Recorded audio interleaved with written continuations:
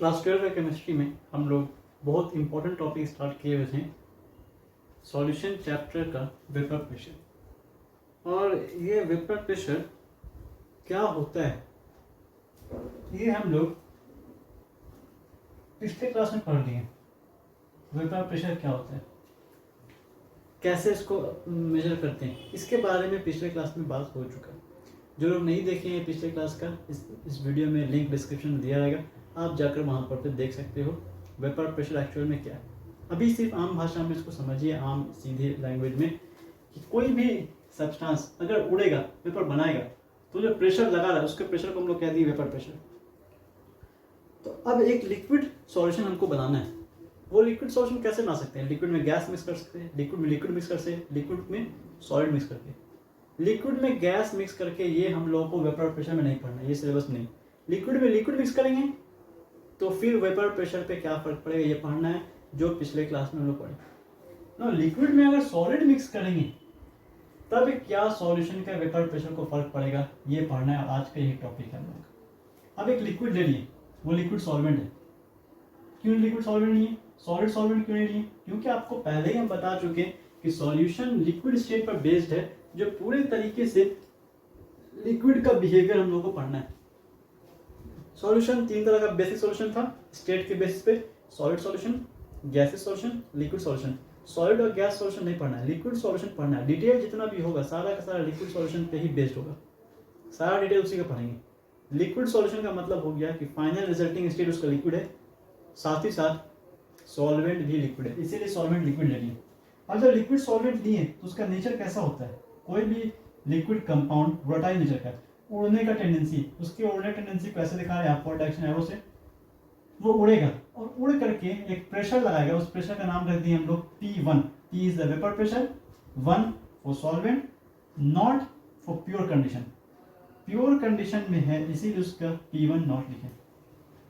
उसी तरीके से एक प्योर सॉल्यूट भी ले लिया हम लोग। इस प्योर सॉल्यूट को 2 नंबर माने और इस प्योर सॉल्यूट का स्टेट सॉलिड स्टेट लिए। आपको पता होना चाहिए सॉलिड जनरली नॉन वोलेटाइल होता है, उड़ने का टेंडेंसी नहीं होता है।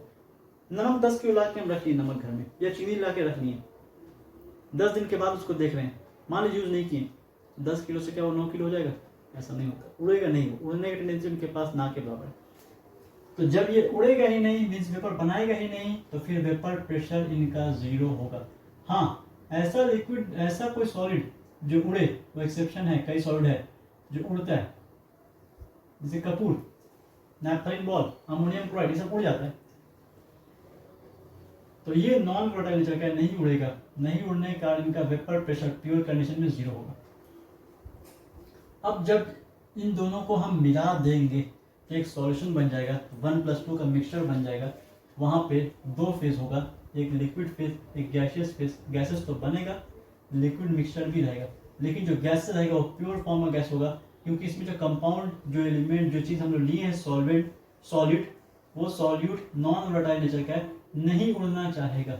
रेड वाला मॉलिक्यूल तो उड़ना चाहेगा, रेड वाला मॉलिक्यूल तो उड़ेगा, लेकिन ये मॉलिक्यूल जो ब्लू है, मीन्स जो सॉल्यूट है, वो नहीं उड़ेगा, क्योंकि उड़ने का पास टेंडेंसी नहीं है। तो अब इसका क्या करना है? अब इसका हम लोगों को स्टडी करना है कि प्योर कंडीशन में इसका वेपर प्रेशर P1 नॉट था, इम्प्योर कंडीशन में भी रेड वाला मॉलिक्यूल प्रेशर लगा रहा है, तो क्या उसका वेपर प्रेशर उतना ही रहेगा? नहीं, इसका वेपर प्रेशर इम्प्योर कंडीशन में चेंज कर जाता है, और चेंज करके मान लिए P1। अब इस चीज को अकाउंट करना कि इसका वेपर प्रेशर में क्या फर्क हुआ, वेपर प्रेशर किन चीज पर डिपेंड करेगा, उसको अकाउंट करने वाला रॉल्स है। और इस चीज के लिए वो एक रॉल्स लॉ नाम से एक लॉ भी दिया, अपने नाम से एक लॉ दिया। वो लॉ 2 तरह का है, एक अगर सॉल्यूट वोलेटाइल नेचर का है तो, और एक सॉल्यूट जब नॉन वोलेटाइल नेचर का है तो। इस केस में आज के स्टडी में सॉल्यूट नॉन वोलेटाइल नेचर का है। लास्ट क्लास के स्टडी में जो सॉल्यूट था वो वोलेटाइल नेचर का था, क्योंकि सॉल्यूट भी लिक्विड लिए थे हम लोग। तो वहां पर रॉल्स लॉ कुछ और तरीके से लिखा जा रहा था, यहाँ पर रॉल्स लॉ कुछ और तरीके से लिखा जाएगा। Rawls law for non volatile solute. देखिए, जब हम लोग एक मिक्सचर बना दिए, ये मिक्सचर बन चुका है, जब मिक्सचर बनेगा तो इसका अपना कुछ ना कुछ नंबर ऑफ मोल्स होगा, इसका अपना कुछ ना कुछ नंबर ऑफ मोल्स होगा। इसका जो नंबर ऑफ मोल्स है वो N1 है, इसका जो नंबर ऑफ मोल्स है N2 है। नंबर ऑफ मोल्स दोनों के कारण हम x1 का वैल्यू निकाल सकते हैं। x1 is number of moles of 1 by number of moles of 1 plus number of moles of 2।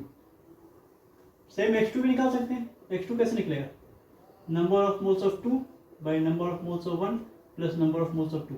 Means कौन कितना मोल लिए हैं, कौन कितना क्वांटिटी में लिए हैं, सॉलिड कितना क्वांटिटी में लिए हैं, लिक्विड कितना क्वांटिटी में लिए हैं, अगर ये हमको पता है तो फिर हम इसका मोल फ्रैक्शन निकाल सकते हैं।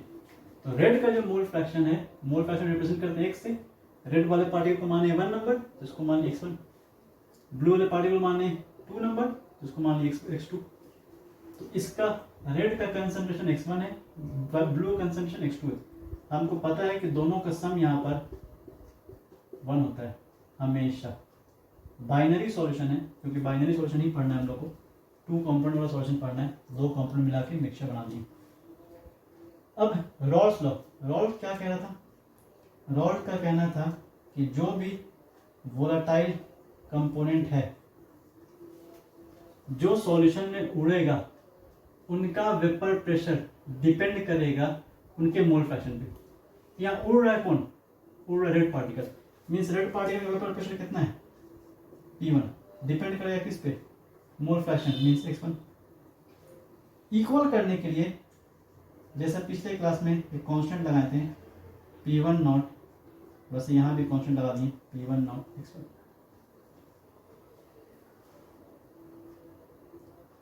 अब एक चीज,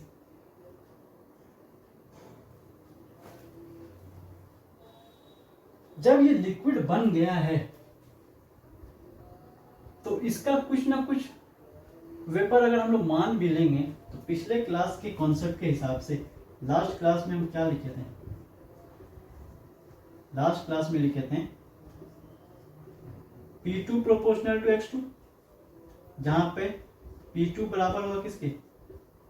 P2 नॉट x2 के। अब जब P2 नॉट ही 0 है तो P2 भी कितना आ जाएगा? 0। P2 0 क्यों आया? क्योंकि हमको पता है P2 नॉट 0, इसलिए P2 0 मीन्स सेकेंड वाले मॉलिक्यूल का कोई प्रेशर बन ही नहीं रहा। तो ये चीज़ लिखने का ज़रूरत ही नहीं है, ये जो चीज़ हम लोग लिखे हैं ये लिखने का ज़रूरत ही नहीं है। Rawls law for non volatile solid सिर्फ यहाँ तक लिखा जाएगा। Rawls law for volatile solid ये भी लिख देते हैं यहाँ तक। और ये बहुत सिंपल सा कॉन्सेप्ट है, जितना ज़्यादा नंबर ऑफ पार्टिकल होगा उतना ज़्यादा प्रेशर लगेगा।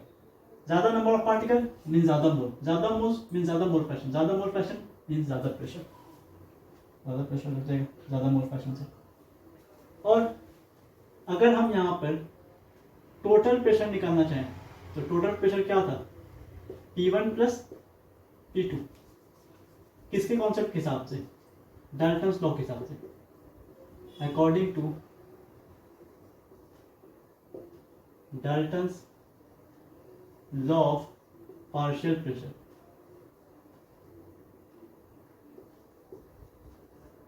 उसके लिए क्या लिखे थे हम लोग? उसके लिए लिखे थे P total is equal to P1 plus P2। ये सॉल्यूशन में टोटल कंटेनर पे कितना प्रेशर लगेगा, तो P1 का प्रेशर और P2 का प्रेशर को जोड़ देंगे। तो P1 का प्रेशर तो है कुछ, P1 का प्रेशर तो है, लेकिन P2 का प्रेशर 0 है, मीन्स टोटल प्रेशर बराबर आने वाला है किसके? P1 के, जो कि बराबर है किसके? P1 नॉट x1 के।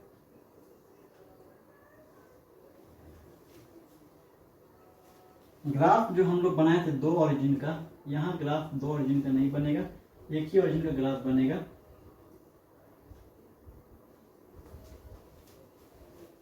इस इक्वेशन के लिए बस ग्राफ बनाएंगे।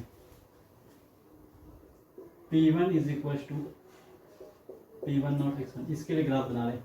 तो y एक्सिस में इसको कंपेयर करने बोले थे किससे? y is equal to mx plus c से। वेरिएबल पहचानिए कौन कौन है? y वेरिएबल, x वेरिएबल है। P1 नॉट प्योर कंडीशन में वेपर प्रेशर किसी भी लिक्विड का फिक्स होता है, मीन्स P1 नॉट कांस्टेंट है, यहाँ कांस्टेंट m है, तो वेरिएबल x1 है, क्योंकि x1 चेंज करेगा तो P1 भी चेंज करेगा, मीन्स x1 और P1 वेरिएबल है, x1 p1 वेरिएबल है, तो x1 x एक्सिस की जगह, p1 y एक्सिस की जगह, p1 यहाँ लिए, x1 यहाँ लिए। c यहाँ पे कितना है, तो c का वैल्यू 0। c क्या होता है, y एक्सिस में कोई पॉइंट, तो y एक्सिस में कोई पॉइंट तो है ही नहीं, तो c का वैल्यू 0 मीन्स ग्राफ यहाँ स्टार्ट करेंगे। और वो रेड कंपोनेंट का ग्राफ है, रेड पार्टिकल ग्राफ है, तो रेड पार्टिकल ग्राफ बना देंगे ऐसे। अब जैसे इधर जाएंगे x का वैल्यू क्या होगा, बढ़ेगा। इधर जैसे बढ़ेंगे 0.1 0.2 0.3 x बढ़ रहा है, x1 के बढ़ने से t1 भी बढ़ेगा, t1 किधर बढ़ेगा, अपवर्ड डायरेक्शन में, ग्राफ ऊपर जाएगा। ग्राफ ऊपर लेकिन कर्व नहीं जाएगा, स्ट्रेट लाइन जाएगा, क्योंकि स्ट्रेट लाइन के टर्म में इक्वेशन है, इस इक्वेशन का डिग्री 1 है, लीनियर इक्वेशन ये कहलाएगा। तो linear equation graph straight line बनेगा, इस तरीके से ग्राफ बन जाएगा। लेकिन ये ग्राफ पूरा मैक्सिमम हर पॉइंट तक नहीं जाएगा, ये ग्राफ जगह जगह पर रुक जाएगा। क्यों रुकेगा, x1 का वैल्यू मान लीजिए 0.1 है, 0.2 0.3 0.5, यहाँ कितना आ गया, मान लीजिए 1। यहाँ पर मान लीजिए x1 का वैल्यू 1 है, क्योंकि मैक्सिमम x1 1 ही हो सकते हैं, किसी का भी मोल फ्रैक्शन मैक्सिमम 1 हो सकता है। और किसी का मोल फ्रैक्शन 1 कब आएगा, x1 का वैल्यू 1 कब आएगा, जब न्यूमरेटर डिनोमिनेटर सेम हो। न्यूमरेटर डिनोमिनेटर सेम होने के लिए n2 0 होना पड़ेगा। n2 0 होना मीन्स नंबर ऑफ मोल्स 2 है ही नहीं, नंबर ऑफ मोल्स 2 नहीं है मीन्स 2 नाम का कोई पार्टिकल इसमें है ही नहीं, 2 नाम का कोई पार्टिकल नहीं है मीन्स वो प्योर कंडीशन है। तो प्योर कंडीशन में किसी का भी मोल फ्रैक्शन 1 होता है, जिसका अपना मोल फ्रैक्शन है x1 है, लेकिन क्या है 1 है। इसमें अपना इसका मोल फ्रैक्शन है, लेकिन वो क्या है 1 से कम है। तो प्योर कंडीशन में मोल फ्रैक्शन 1, इम्प्योर कंडीशन में मोल फ्रैक्शन 1 से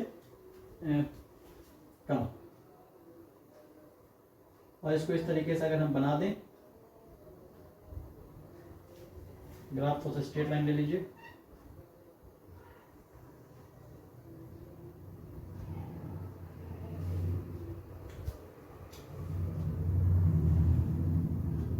इस कंडीशन पे जहां पे x1 का वैल्यू 1 है, वहां पर वेपर प्रेशर भी तो कुछ ना कुछ होगा।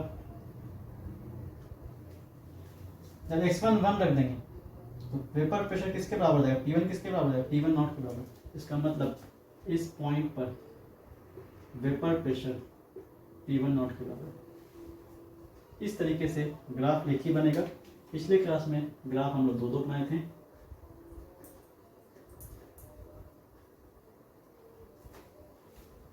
और ये Rawls law for non volatile solute भी फिनिश हो गया।